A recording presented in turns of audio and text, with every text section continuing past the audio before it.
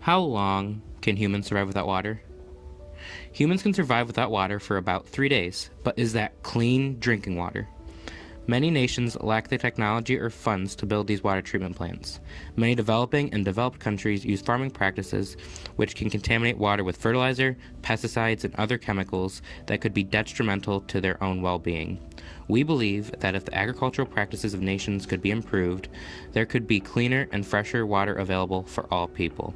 Another problem with the world's water sources is that the world's population keeps growing quickly, and because there is only a fixed amount of water in the world, it will continue to be a problem. Currently, 15% of the world's population lives in water-stressed areas, meaning that there's a shortage of water in the area either by a lack of it or by the quality of the water. By the year 2030, approximately 50% of the world's population will live in water-stressed areas. Since 1990, the global population increased by an average of 80 million people, which heightens the world's demand for fresh water by about 64 billion cubic meters of water per year. This increasingly high demand for water will also affect food production in water-stressed areas, such as the Middle East, India, China, and the southwestern United States. These places are going to experience an increase in population of about 50 million people without adequate food by the year 2050. It is estimated that between 40 to 50% of all available freshwater sources on Earth are polluted. The combination of the expected substantial increase of people residing in urban areas and the pre-existing dangers of water pollution in urban settings will lead to a rise in the amount of water that is not portable due to pollution. It is imperative that infrastructure to limit freshwater pollution is invested in the future by both developed and underdeveloped nations. The initial push for GMOs was aimed only at creating the most efficient way to ensure the largest crop yield. If farmers could spray a whole field with pesticides, it simplifies the process. Chemical pest control has contributed to dramatic increases in yields for most major fruit and vegetable crops. Its use has led to substantial improvements over the past 40 years in the quantity and variety of U.S. diet and thus in the health of the public.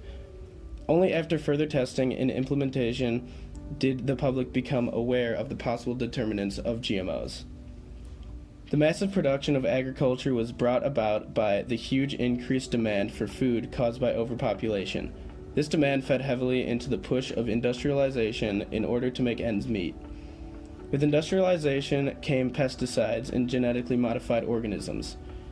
The International Monetary Fund sees agriculture as a key path to help less developed nations grow their economy. Through structural adjustment programs, governments receiving loans have adopted policies that make it easier for people to get to the market. There have been a lot of unintended consequences of this. These new markets have really only benefited foreign producers. African countries that used to be crop exporter now imports about 25% of their food needs. Public attention is increasingly being drawn towards the ill effects of conventional farming techniques, including environmental degradation, chemical residues on food, and other chemical links between human disease. The public eye has been directed away from the detriments of conventional farming practices, but this is changing. The questionable safety of genetically modified organisms in the food system, in cases of BSE or mad cow disease, have also helped the OAF industry grow in North America as well as Europe throughout the 1990s, as OAF is considered a safer option by critics of the industrialized agro-food system. In addition, profit motive is a serious driving factor in the industrialization of farming. In the U.S., the IRS gives tax exemptions to full-time farmers. One of the requirements to be considered a full-time farmer is that you must have profit motive. Farmers have to have a profit motive just to get a loan.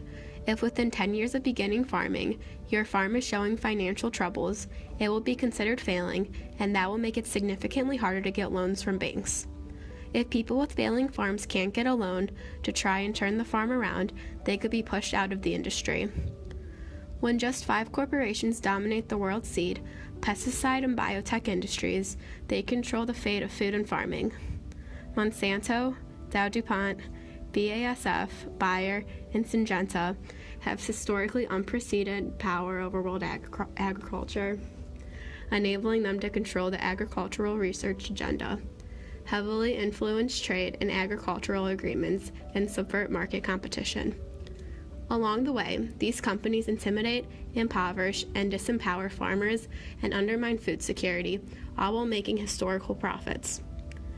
Even as their genetically engineered seeds fail to deliver as promised, contrary to what the marketing campaigns say, these corporations are in the game of expanding their market share. Fertilizer use as a result of industrialized farming also increases nitrate levels within water.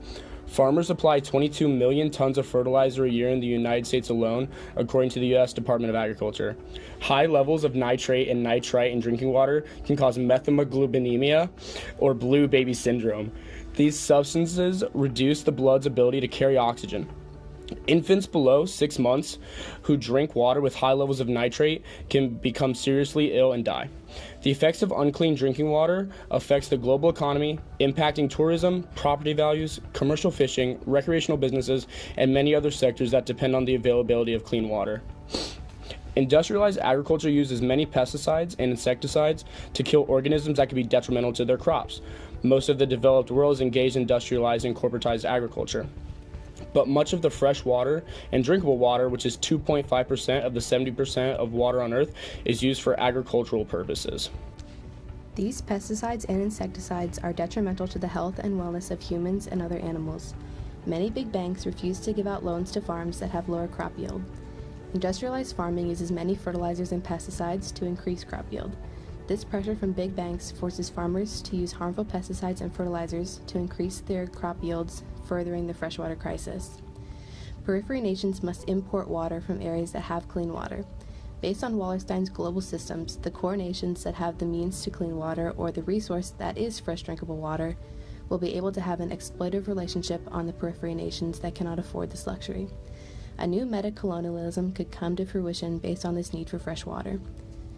The connection between a growing population that needs a higher demand for drinking water and water for agriculture shows that the shortages of water that are expected to affect many regions of the world will have severe consequences on the lives of millions of people, and that world leaders will need to find solutions in order to conserve and protect water resources for their countries, or find alternative methods to find new sources of water, such as desalination.